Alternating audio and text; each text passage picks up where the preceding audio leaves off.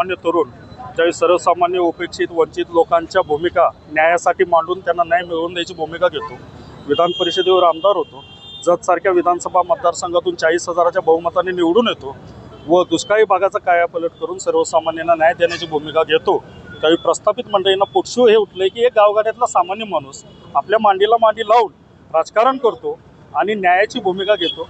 तो पोटशळ उठल्यामुळेच प्रस्थापित मंडळी आमच्या नेत्याला कायम बदनाम करायचा चुकीच्या पद्धतीने प्रयत्न करत असतात. खोटेनाटे आरोप करून कुठल्या प्रकरणात अडकवता येतं का, बदनाम करता येतं का बघतात.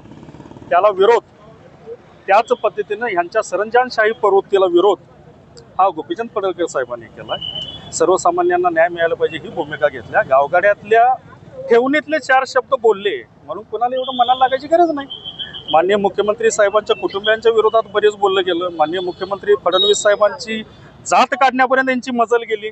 माननीय प्रधानमंत्री मोदी साहेबांच्या आईचे AIच्या माध्यमातून फोटोची विटंबना करण्याचा प्रकार या प्रस्थापित मंडळींनी केला.